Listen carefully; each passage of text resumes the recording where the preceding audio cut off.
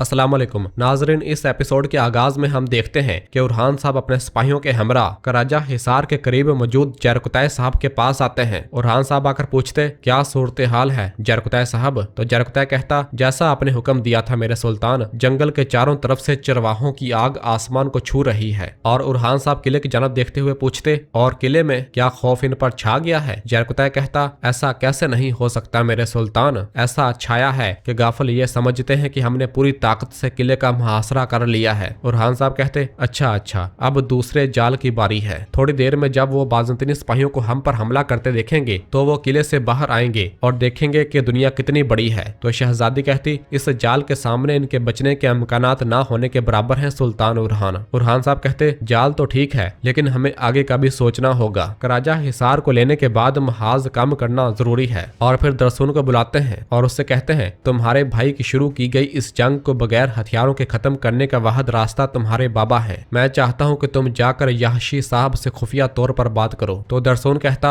आपका हुक्म सर आंखों पर मेरे सुल्तान, और वहां से रवाना हो जाता है। जबकि शहजादी स्पोर्चा मुसलसल उरहान साहब को देख रही होती है। जबकि अंदर किले में महमद और औची आगे बढ़ रहे होते हैं तो दीवार पर मौजूद एक सिपाही बाहर देखते हुए उन्हें बताता है कि जंगल से धुआं उठ रहा है। ये सुनकर महमद और औची बहुत खुश होते हैं और दोनों भागकर ऊपर जाते हैं और फसीलों पर से बाहर जंगल की जानब देखते हैं जहां धुआं उठ रहा होता है, आग लगी होती है और बाज़ंतीनी सिपाही लड़ रहे होते हैं। यह देखकर औची कहता कमांडर ने वही किया जो उसने कहा था, उसने मुहासरे पर हमला कर दिया है। और फिर महमद कहता तैयार हो जाओ औची साहब, तुम मदद के लिए जाओगे। तो औची वहां से रवाना होता है। जबकि महमद भी बाहर जंगल में देखता है जहां बाज़ंतीनी सिपाही जरकुतै साहब और बाकी सिपाहियों से लड़ रहे होते हैं। जरकुतै साहब उनसे कहता ये खेल नहीं है सिपाहियों, हकीकत में वार करो, अपनी तलवारें पूरी ताकत से लहराओ, यह तुम्हारे लिए इस जंग से पहले की मशक है। और सब सिपाही बाज़ंतीनी सिपाहियों का लिबास जेबतन किए सिपाहियों से लड़ रहे होते हैं और दोनों ऐसे दिखावा कर रहे होते हैं जैसे ये असली बाज़ंतीनी सिपाही हूँ। जबकि इधर हलीमा अपने घोड़े के पास मौजूद होती है। दरसून उसके पास आता है और कहता है कुछ चीजें कभी नहीं बदलती। हलीमा कहती गौर से देखो, क्या तुम्हें अक्कज नजर आ रही है या वो मासूम हलीमा जिसे तुमने धोखा दिया था। दरसून कहता तुम्हारा गुस्सा कब ठंडा होगा, तुम कब अपने दिल से मेरी बात सुनोगी। हलीमा कहती कभी नहीं, जिस दिन मैंने अकीज को छोड़ दिया था मैंने अपने दिल से इस मोहब्बत को भी उखाड़ फेंका था। दरसून कहता मुझे क्या कहना चाहिए था हलीमा, मैं कैसे समझाता। अगर मैं तुम्हें बताता कि मैं करासी सरदार हूँ तो क्या तुम मेरे खानदान को नजरअंदाज करके सिर्फ मेरे नाम पर तवज्जो देती। हलीमा कहती तुम्हें मुझे ये फैसला खुद करने देना चाहिए था, वो गद्दार नहीं है, मेरे भाई के लिए काम करता है, मुझे उससे क्या। दरसून तुमने मुझसे झूठ बोला। और फिर कहती जैसे तुम्हें मालूम ना हो कि उन्होंने मुझे मेरी जड़ों से काट दिया और झूठ और गद्दारी के साथ पाला, बिल्कुल सोफिया की तरह। तुमने कहा तुम मुझसे बहुत मोहब्बत करते हो और मुझे बेवकूफ बनाया। दरसून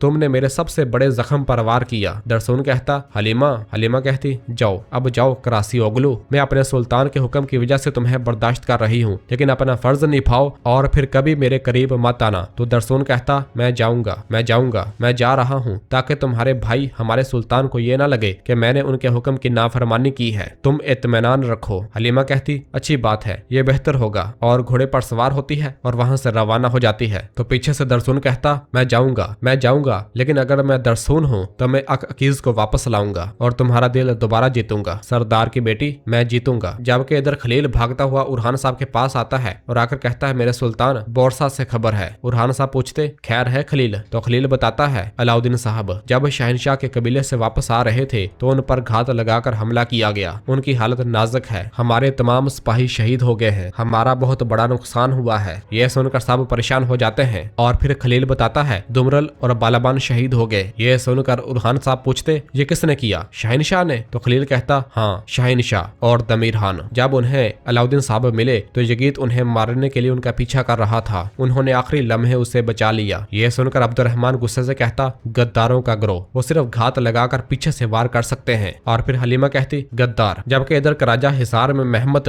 उन सिपाहियों को लड़ता हुआ देखकर कहता दरवाजा खोलो। दरवाजा खुलता है तो औची अपने सिपाहियों के हमरा घोड़े पर सवार होता है और कहता सिपाहियों अपने घोड़े मेरे पीछे लेकर आओ, आज जंग भी हमारी है और फतह भी। और औची अपनी तलवार निकाल कर घोड़े भगाता हुआ उन बाज़ंतीनी सिपाहियों के पीछे रवाना हो जाता है। जबकि महमद ऊपर ही खड़ा ये सब मंजर देख रहा होता है। और फिर इधर अब्दुर्रहमान बताता है कि औजी किले से निकल आया है मेरे सुल्तान, वो हम पर हमला करने वाले हैं। तो उरहान साहब हलीमा से कहते हलीमा सिपाहियों को लो और बोरसा वापस जाओ। हलीमा कहती जो आपका हुक्म सर आंखों पर मेरे सुल्तान और वहां से रवाना हो जाती है। और फिर उरहान साहब खलील से कहते, उन्होंने मेरे भाई पर घात लगाई है और सिपाहियों को मार दिया है। आज मातम का दिन नहीं, खून का दिन है, तैयार हो जाओ। यह सुनकर खलील और अब्दुर्रहमान रवाना होते हैं तो पीछे से उरहान साहब कहते, इन्ना लिल्लाहि व इन्ना इलैहि राजिऊन, मैं इस गद्दारी की कीमत वसूल किए बगैर नहीं मरूंगा। जबकि इधर जंगल में जब बाज़ंतीनी सिपाहियों के लिबास में मौजूद सिपाही चरकुताई और बाकियों से लड़ रहे होते हैं कि आउची अपने सिपाहियों के हमरा वहां पर आ जाता है और यह मंजर देखकर कहता है, जरकुताई। तो जरकुताई लड़ते हुए कहता, आउजी। तो आउजी कहता, अब वो तुम्हारा सुल्तान आए और तुम्हें मेरे हाथों से बचा ले। तो जरकुताई कहता, तुम्हारा नाम आउची है, लेकिन आज हम देखेंगे कि शिकार कौन है। यह सुनकर आउची चौंक जाता है और फिर जरकुताई सिपाहियों से कहता, सिपाहियों। तो सब सिपाही रुक जाते हैं। आउची जब ये सारा मंजर देखता है तो वो कहानी समझ जाता है कि इस दौरान उरहान साहब अपने सिपाहियों के हमरा घोड़े भगाते हुए वहां पर आ जाते हैं। उरहान साहब को देखकर आउची कहता, ये एक जाल है, इन सबको मार दो। और घोड़ा लेकर फौरन वहां से भागने लग जाता है। तो उरहान साहब उसे भागता हुआ देखकर कहते, तुम अपनी मौत से भाग नहीं सकोगे, और उसके पीछे रवाना होते हैं। जबकि पीछे जरकुताई और बाकी सिपाही आउची के सिपाहियों से लड़ने लग जाते हैं और उन्हें मौत के घाट उतारना शुरू कर देते हैं। इधर आउची आगे आगे जबकि उरहान साहब और उनके सिपाही पीछे पीछे होते हैं। उरहान साहब अपना तीर आउची के पीछे आने वाले सिपाहियों को दे मारते हैं और सबको मौत के घाट उतार देते हैं और मुसलसल आउची के पीछे अपने घोड़े भगा रहे होते हैं। इधर जरकुताई लड़ते हुए कहता है, जब ये सिपाही गिरेंगे तो कराजा हिसार भी गिर जाएगा, चलो भाइयों। और फिर शामिल भी लड़ते हुए कहता, जो पीछे हटे वो बुजदल है, हमारे शहीदों के इंतकाम के लिए अल्लाह अकबर। और इस तरह आयकुत और बाकी सब सिपाही मुसलसल लड़ रहे होते हैं और एक एक करके सबको जहन्नम वासिल करते ही चले जा रहे होते हैं। और फिर इसके बाद किले का दरवाजा खुलता है तो मेहमद भी अपने घोड़े पर सवार होकर अपने सिपाहियों को लेकर लड़ने के लिए बाहर निकल आता है। और फिर इधर जब आउची मुसलसल अपना घोड़ा लेकर भाग रहा होता है, उरहान साहब उसके पीछे लगे होते हैं। थोड़ा करीब पहुंचने के बाद उरहान साहब अपना घोड़ा निकाल लेते हैं और उसे पीछे से लहराते हैं और उसके गले में डालकर उसे घोड़े से नीचे गिराने में कामयाब हो जाते हैं। और फिर तुरान और बाकी सब अपने घोड़ों से नीचे उतरते हैं। तुरान अपनी तलवार निकालते हुए कहता, बेगैरत कुत्ते, तुम अपने इख्तिताम के करीब पहुंच गए हो, और उसे पकड़ लेते हैं। और फिर वो उरहान साहब से कहता, अगर तुम मर्द हो तो अकेले मेरे सामने आओ। यह सुनकर उरहान साहब अपने घोड़े से नीचे उतरते हैं और उन्हें छोड़ने का इशारा करते हैं तो तुरान आउची को छोड़ देता है। उरहान साहब कहते, वो तुम हो जिसने बैत के लिए सर झुकाया और बगावत के लिए उठाया। वो तुम हो जिसने मेरे हुक्म की नाफरमानी की और मेरी जमीनों पर नजर रखी। वो तुम हो जिसने मेरे सिपाहियों की जान ली और मेरे भाई अलाउद्दीन का खून बहाया। क्या तुम मर्द हो जो मुझसे मर्दानगी की बात कर रहे हो? और अपनी तलवार निकाल लेते हैं तो आउची भी अपनी तलवार निकालते हुए कहता, इसका मतलब है कि शहनशाह साहब ने तुम्हारे बेवकूफ भाई को गिरा दिया है और तुम मेरे हिस्से में आए हो उरहान। और उरहान साहब पर हमलावर होता है तो उरहान साहब उससे लड़ने लग जाते हैं और बहुत ही जल्द अपनी तलवार से उसका गला काट डालते हैं और आउची कुत्ते की मौत मरना शुरू हो जाता है और जमीन पर गिर जाता है और बहुत ही जल्द मर जाता है। और फिर उरहान साहब उसे देखते हुए कहते, इसकी लाश मट्टी कबूल नहीं करेगी, इसे परिंदों और भेड़ियों की खुराक बनने के लिए छोड़ दो।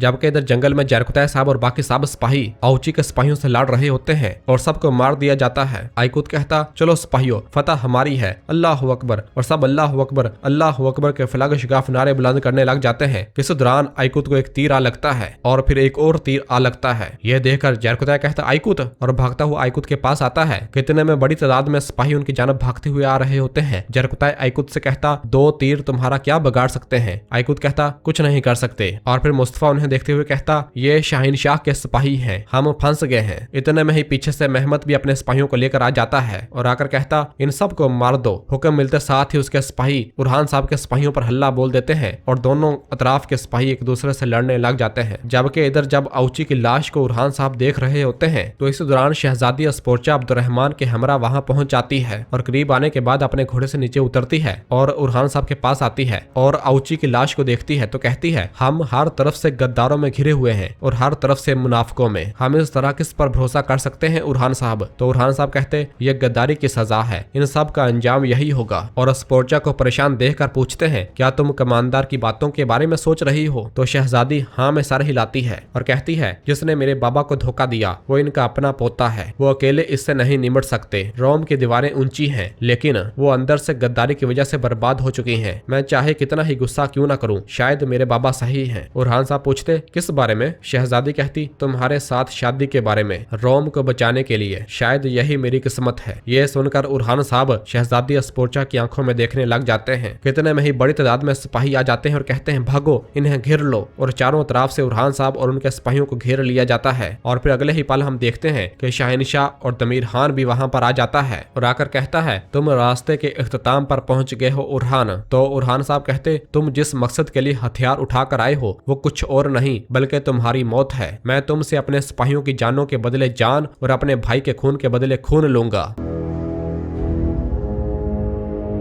और नाजरीन इसी जगह पर एपिसोड खत्म हो जाती है। अगली एपिसोड का ट्रेलर भी रिलीज कर दिया गया है जो कि आप इसी वीडियो की एंड स्क्रीन पर देख सकते हैं। वीडियो को क्लिक करें और आने वाली एपिसोड का ट्रेलर देखें और चैनल को सब्सक्राइब करना मत भूलिएगा। दुआओं में याद रखें। अल्लाह हाफिज।